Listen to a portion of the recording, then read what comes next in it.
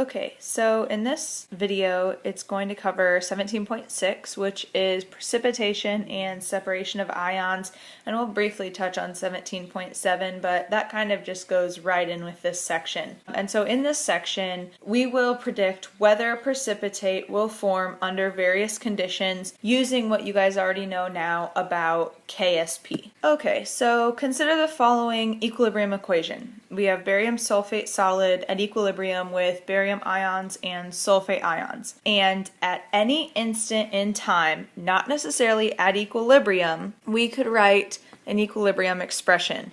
We could have Q equals concentration of barium ions times the concentration of sulfate ions. Notice we've worked with Q before. So we looked at Q in chapter 15 to determine the direction that a reaction must proceed in order to reach equilibrium. Well, we're going to use that again, except now with KSP. So if we have Q that is greater than KSP, so remember this is at any instant in time, you'll be given some various conditions. And if Q is greater than KSP, that means that you have too many ions. So what you have to do is you have to think about the Q compared to what KSP would be. Well, if you think about Q, that's telling you that this is too high. Okay, so the barium ions, the sulfate ions is too high. So if you have too many ions, the reaction is going to shift left. Okay, so you have too many ions, the reaction is going to shift left toward the solid, which means you're going to form more solid, right? You have too many ions,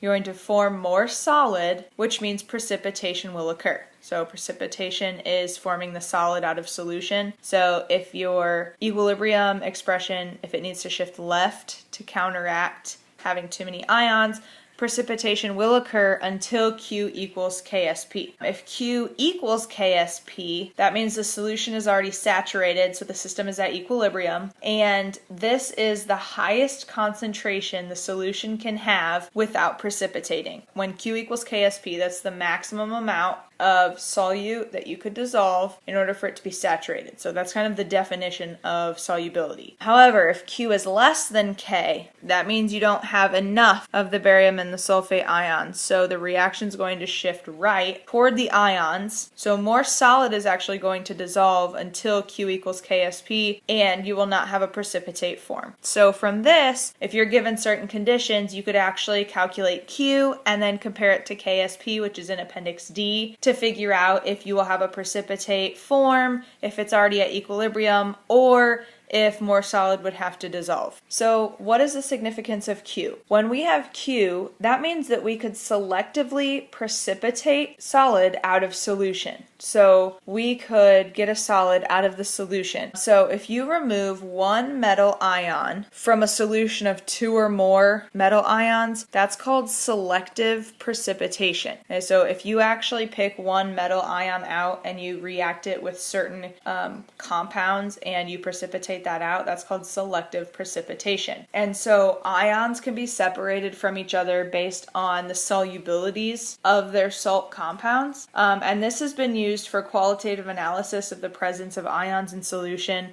This is actually what is used in industry when you have to precipitate out certain compounds. And your book gives you this entire chart. This is in section 17.7. It's on page 763. But this is going to be very helpful, especially when I give you some more difficult problems in which you have to determine how to separate certain metal ions. And so this chart is going to be very, very helpful. So maybe just, take a picture, do something. You don't have to necessarily write it all out, but just keep this somewhere or, write the page number down in your book. But an example then of the selective precipitation. If hydrochloric acid is added to a solution containing silver ions and copper 2 ions, the silver will precipitate as silver chloride, but the copper 2 plus remains in solution. So thinking about this, why does the AgCl precipitate but the Cu2 plus doesn't? Well, if you think about it, think about what you used in first year chem and even what you use now to figure out if a solid is formed. Use your solubility rules. So this is based on solubility rules. You could also look at KSP. Okay, the smaller KSP means that it will precipitate precipitate out first. So generally, the less soluble ion is removed first. This is kind of the important part from this slide. So the less soluble ion is the one that will precipitate out first, okay, because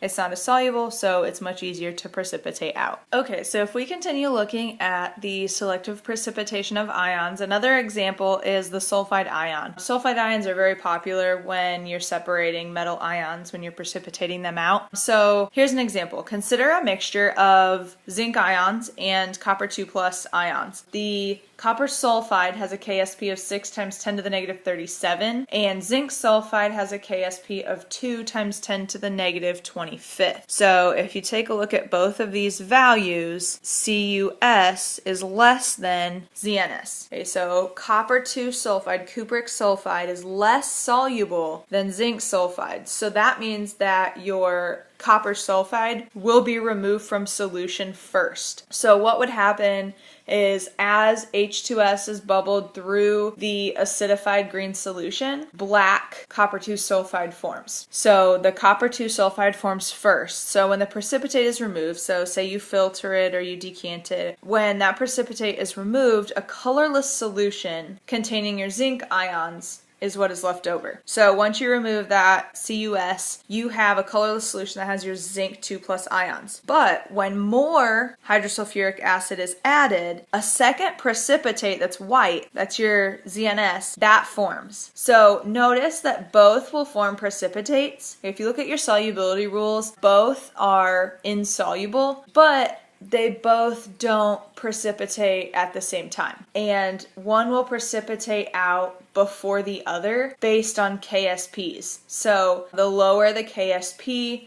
that is the one that will precipitate out first. So that is it for our last video of chapter 17. Please, if you still have questions, if you want to see additional practice problems, look at some of the sample exercises in your book. Sample exercise 17.16 goes through whether precipitate will form. 17.17 is an example like we just did. And so you can look through those if you still have questions. Those hopefully will help you as you go through the practice problems, but I would definitely recommend, again, skim through your book. There might be some important information, some important diagrams in there that would help you. Specifically, figure 17.22. This shows the selective precipitation at the particle level, and if you've noticed, you've had more particle level type questions. So I would recommend looking at that, seeing if you have questions on that, and again, look at the figure on page 763 just to help you there as well.